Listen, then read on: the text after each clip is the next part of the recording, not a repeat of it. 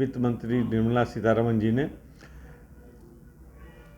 प्रत्यक्ष कर, अप्रत्यक्ष कर, एमएसएमई सभी क्षेत्रों में अनेक तरह के सुविधाएं, अनेक तरह के लोगों को लाभ प्रदान करने का प्रयास किया है। प्रत्यक्ष कर में 2 लाख रुपया लोगों के पॉकेट में बिना टैक्स के दिया, जिससे वो ज़्यादा खर्च कर सके और इस दौरान जो महंगाई बढ़ी है उससे उसका सामना कर सके। एमएसएमई के क्षेत्र में 1% की राहत देखने में बहुत छोटी लगती है, किंतु अगर इसे हम 3-4 वर्षों के परिप्रेक्ष्य में देखेंगे तो एक बहुत अच्छी राहत है। हमको जो पेमेंट करना है, जो इंटरेस्ट पे करना है, उसमें हमें काफ़ी लाभ होगा। बजट बहुत संतुलित है और बहुत दिनों के बाद ऐसा बजट देखने को मिला है जिसमें हर सेक्टर को इन्होंने कवर किया है।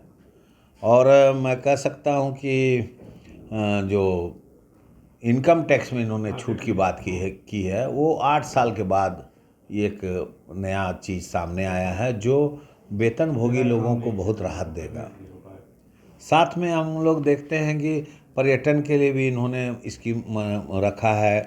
आपको इलेक्ट्रिक व्हीकल को भी इन्होंने ई व्हीकल के रूप में इलेक्ट्रिक हो, माने बस हो कि ट्रक हो या 2 व्हीलर हो 4 व्हीलर हो, उसमें भी इन्होंने जो छूट की घोषणा की है वो स्वागत योग्य है। पुरानी गाड़ियों को स्क्रैपिंग पॉलिसी लाया है, वो भी अच्छी बात है।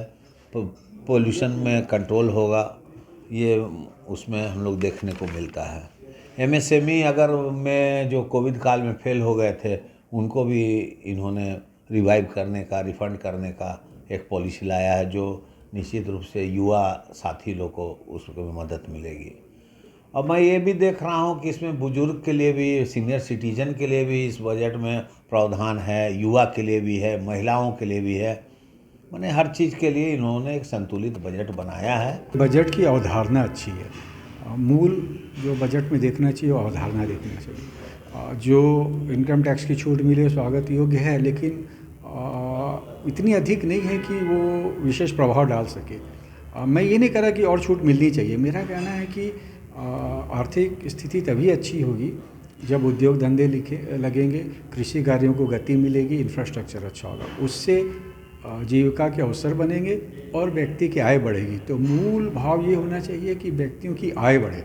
टैक्स थोड़ा कम किया गया वो करना चाहिए क्योंकि उससे भी थोड़ी बहुत राहत मिलती है, लेकिन आप सोचिए कि 15,000 रुपया साल का टैक्स की छूट किसी को मिल जाए तो वो 1,000 रुपया के आसपास वार्षिक आप उसको मान सकते हैं। लेकिन अगर उसकी सैलरी 5,000 रुपये महीने बढ़ जाए तो उसको 60,000 का अंतर पड़ता है। वो सैलरी कैसे बढ़ेगी? जब उद्योग बढ़ेंगे, धंधे बढ़ेंगे, मांग बढ़ेगी, कृषि कार्य अच्छा होगा, कृषि में नई तकनीक आएगी। तो सरकार की अवधारणा इस पे रही है इस बार कि कैसे इंफ्रास्ट्रक्चर बढ़े, कृषि बढ़े और लोगों की आय बढ़े, वही अंततः ज़्यादा लाभदायक होता है। 2014 के बाद पहला बार 10-12 सालों में स्लैब की बढ़ी है और ओवरऑल अगर पूरे इंडिया की बात करें तो मुश्किल से 2 या 3% ही जो लोग इनकम टैक्स देते हैं। इस स्लैब को देखते हुए लोग इनकम टैक्स और अपना फाइलिंग करना चालू करेंगे और लोगों को फ़ायदा होगा, मार्केट में पैसा आएगा। बहुत ही अच्छा बजट है। युवाओं के लिए भी बजट अच्छा है। एमएसएमई पे बहुत ज़्यादा ध्यान दिया गया है, रेलवे पे ध्यान दिया गया है। रेलवे पर हम भी कोशिश कर रहे हैं कि झारखंड में क्या आएगा नहीं आएगा, लेकिन इस साल बहुत ही सुंदर बजट दिया गया है। बजट में टैक्स स्लैब की नई डिज़ाइन आई है 0 से 3 लाख, 3 से 5 लाख की। तो पहले tax slab middle class family जो थी वो 5 लाख के लिए बहुत टाइम बाद मिडिल क्लास फैमिली के लिए देखा गया है। 5 से अब 7 लाख रुपए तक की क्या बोलते हैं रिबेट आ जा रही है, छूट आ जा रही है। तो उसको लेके क्या बोलते हैं अब लोगों में और उत्साह है और बजट में बहुत सारी नई चीज़ें आई है। जैसे इस बार रेलवे में बहुत अच्छा बजट आया है 2.4 लाख करोड़ का। और भी बहुत सारा देखो भारत इंडिया में टूरिज़्म को बढ़ाने के लिए अच्छी मतलब नीति आई है। फाइनली 3-4 सालों बाद एक अच्छा बजट देखने को मिला। बजट सरकार का स्वागत करने योग्य है। बहुत अच्छा और बहुत बढ़िया बजट आया है। इस बार बजट में थोड़ी सी उम्मीदें सोने चांदी में टैक्स ड्यूटी में कम करने की थी, बट उसे बढ़ा दिया गया। उसमें निराशाजनक माहौल बना हुआ है। सोना चांदी महंगा हो गया है, शादियों का सीज़न है लगभग सभी घरों में कहीं ना कहीं कुछ न कुछ शादियाँ आ रही है और बजट वहाँ बेटी को देना है तो गड़बड़ा रहा है। तो कुछ राहत मिलनी चाहिए थी, वो नहीं मिली है। सराफा में इस चीज़ की निराशा है। लेकर लेकिन एक बड़ी राहत मिली है। टैक्स को लेके बहुत अच्छा निर्णय और बहुत अच्छा है, मध्यम वर्ग और छोटे लोगों के लिए एक अच्छा बजट है। जो छूट मिली है 5 लाख से 7 लाख वाली, वो तो बहुत ही अच्छी है। सभी को उसमें फ़ायदा मिलेगा। आम नागरिकों को खरीदी की जो कैपेसिटी है वो बढ़ जाएगी।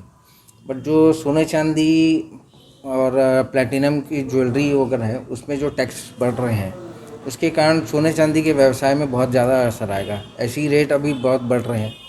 टैक्स बढ़ने से, ड्यूटी बढ़ने से और ज़्यादा उसका नुकसान हम सराफा व्यवसायी को होगा। बजट में अभी जो क्राइटेरिया बढ़ाया है, जो 5 लाख से 7 लाख किया है, उससे आम जनता को फ़ायदा तो मिलेगा। मेरा तो नहीं कटेगा। और यही चाहते हैं कि और उसको थोड़ा सा बढ़ाया जाए, जिससे इनकम टैक्स में थोड़ा सा छूट मिले और आम जनता अच्छे से जीवन जिए। बहुत खुश हूँ भाई, इस चीज़ को ही देख के खुश हूँ कि 7 लाख पहुँच गया। जितने दिन से अभी टैक्स भर रहा था ना, आज ये जो देख के बजट मेरे को बहुत खुशी मिली। वार्षिक बजट से बहुत खुश हैं, चाहे वो युवा हो, चाहे किसान हो, चाहे महिलाएं हो। ये बहुत खुशी की बात है कि हम जैसे व्यापारियों को 7 लाख तक की इनकम पे कोई भी टैक्स नहीं देना पड़ेगा। इसे बहुत अच्छे से देखता हूँ, बिल्कुल पॉजिटिव स्टेप है ये। इससे जो हमारे जो टैक्स पेयर्स हैं उनको बढ़ावा मिलेगा और बहुत कम लोग ऐसे आएंगे जिनको टैक्स पेबल आएगा, क्योंकि 7 लाख तक आपको कोई टैक्स नहीं देना होगा। उसके बाद जो स्लैब्स हैं वो भी बहुत कम हैं, 10%, 20% और 30% है, और इससे बिल्कुल प्रमोट मिलेगा इन चीज़ों को। ये बजट जो है देश के भविष्य वाला बजट लग रहा है, क्योंकि इस बजट में ना रोज़गार पे बहुत ध्यान दिया गया है। किसानों के लिए, बेरोजगारों के लिए तो पिटारा टाइप खुल गया है। इसमें लग रहा है दम है बजट में ना, बहुत फ्यूचर अच्छा दिख रहा है। और मोदी जी का क्लियर विजन दिख रहा है कि आत्मनिर्भर बनाना चाह रहे हैं रोजगारों को, क्योंकि कोविड के टाइम पे इतने इश्यूज हो गए थे, लोगों के बिजनेस बंद हो गए थे, तो उसको ध्यान में रखते हुए ये बजट बनाया गया, ऐसा मेरा सोच है। जो मोदी सरकार कर रही है बहुत अच्छा कर रही है, महिलाओं के लिए अच्छा कर रही है। और जो ये 2 लाख तक की सेविंग करते हैं तो इसमें 7.5% का इंटरेस्ट मिलेगा और मध्यम वर्ग को भी काफ़ी राहत होगी, टैक्स वगैरह में राहत होगी है। बहुत अच्छा बजट बनाया है और हम इसका बहुत स्वागत करते हैं। स्वास्थ्य क्षेत्र में मुझे लगता है कि दूरदर्शिता का परिचय दिया गया है। नए 157 नर्सिंग कॉलेज खोले जा रहे हैं, ये देखकर कि नर्सेज की देश में कमी है।